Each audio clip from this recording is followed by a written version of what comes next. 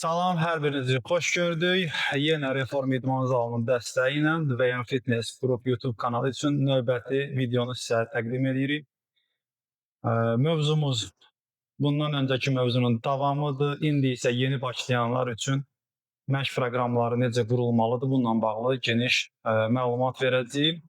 Həmişə olduğu kimi kamera arxasından sizin dilinizdən sualları Rəvan müəllim səsləndirəcək. Yeni başlayanların günlük və həftəlik məşq proqramı necə olmalıdır? Ən çox gördüyümüz şeylərdən biri odur. Biz özümüz idman zalında bununla qarşılaşırıq. İdmana yeni başlayan şəxslər artıq başlayırlar. Bir əzələ qrupunu həftədə neçə dəfə işləyim, nə qədər set olmalıdır, ağırla işləyim, yüngüllə işləyim. Yadınıza saxlayın ki, yeni başlayan şəxsin bu kimi problemləri olmamalıdır.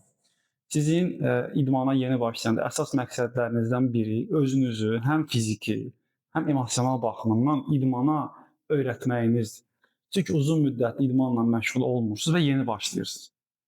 Ona görə də ilk addım o idman zalındakı atmosferə, o idman zalındakı elədiyiniz hərəkətlərin sizin üzərinizdə yaratdığı o təəssüratları belə deyək də, onlara özünüzü öyrəşdirmək, onlara adaptasiya olmaqdır.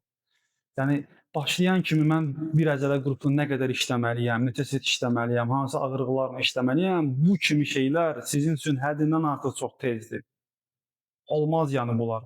Başlıca məqsəd sizdə idmanı mənimsəmək olmalıdır. Siz maksimum dərəcədə hər detallı şəkildə, yəni idmanı nə üçün eləyirsiniz, hansı günlər idmana gəlməlisiniz, bu gün idmanda nə fayda qazandınız, bu kimi şeylərlə maraqlanmalısınız, bu kimi şeylərin arxasıyla getməlisiniz. Sizə qaldırdığınız ağırlıqlar, hansı ağırlıqlarla işləməlisiniz və yaxud da ki, neçə set eləməlisiniz, bu kimi problemlər olmamalıdır. Bunları düşünməməlisiniz siz. Başlıca məqsədiniz özünüzü idmana adaptasiya eləmək, bu idman fəaliyyətinizi necə eləməlisiniz ki, uzun ömürlü olsun, daima eləyəsiniz. Bu kimi şeylərin təməlini qoymağa çalışmalısınız. Həm fiziki cəhətdən, həm emosional cəhətdən. Ona görə də zala girən kimi düşünməyin ki, mən bu hərəkətdən nə qədər eləməliyəm. Yox. Ümumilikdə bütün bədən çalışmalıdır. Yəni görünən, bilinən bir şey budur. Əgər belə deyək də, aşağı və orta yaş kateqoriyasındasınızsa, yəni aşağı yaş belə deyim, 15-16 yaşdan bu fitness üçündə və üzəri hardasa 40 yaşa qədər belə deyək kateqoriya daxilsinizsə fərqi yoxdur ya xanımlar, bəylər. Əgər hər hansı bir xəstəliklə bağlı narahatlığınız yoxdursa, bura skolyoz, kifoz, lordoz, digər hər hansı bir postural duruş problemi, hər hansı bir xroniki xəstəliklə bağlı narahatlığınız yoxdursa, yəni orta sağlamlıqda bir insansınızsa, sizin sadəcə məqsədiniz həftədə 2 dəfə, maksimum 3 dəfə. Yəni yeni başlayanlara 2 dəfə belə yetəri qədər bəs eləyir. 3 dəfə ən idealıdır. Gəlib bütün əzələ qrupların yüngül şəkildə və mülayim tərzdə çalışdırmaq. Burada məqsəd yenə dediyim kimi sizin əzələlərinizi də, ümumilikdə bədəni də idmana adaptasiya eləməkdir, öyrəşdirməkdir. Çünki uzun müddət görmədiyi bir mühitdə qədəm qoyursunuz və əzələlərinizi görmədikləri bucaq altında, istiqamətlərdə işlətməyə çalışırsınız.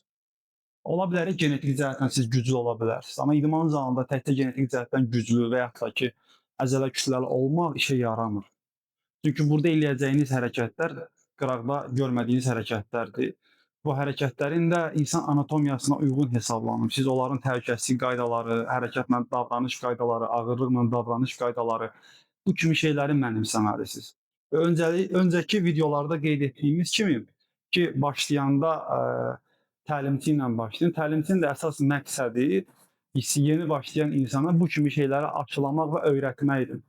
Və idman zalına girən kimi bu gün başlamışıq məşqə. Bu gün 3 əzələ qrupunu, 2 əzələ qrupunu işləyəcəyik. Hərəsinə 2 set, 12 say, 15 say. Yəni bu şeyləri ümumiyyətlə qatmaq lazımdır. Bu yanlış yanaşmadır. İdman zalına daxil olan hər şəxsə o bodybuilding yarışlarına yarışacaqmış kimi yanaşmaq ən böyük səhvlərdən biridir. Olmaz. Yəni idmana gələn hər kəsin əsas məqsədi birinci sağlamlığı olmalıdır. Okey, başa düşürük. Hər kəs vücudu yaxşı formada görmək istəyir. Ana məqsədimiz budur. Amma sizin daxili sağlamlığınız, belə deyək, əzələ strukturunuz, sinir sisteminiz, nevroloji sisteminiz sağlam olmayandan sonra və məşğul olduğunuz idman növü bunu dəstəkləməyəndən sonra sizin yəni idman zalında keçirdiyiniz vaxt sizə fayda verməkdənsə sizi zərərə aparacaq. Ona görə də bu yöndə gedən təlimçiləri də və bu niyyətlə idman zalına gələnləri də bu kimi şeylərdən uzaqlaşmağa səsləyirəm ki, bu şeylərdən qaçının. İdman zalına girən kimi artıq proqram dayıca getməyin. Ən az 12-15 həftə sizin işiniz özünüzü idmana adaptasiya olmalıdır. 12-15 həftədə ortalama götürəndə hardasa gəlib 3-4 ay arası bir vaxt eləyir.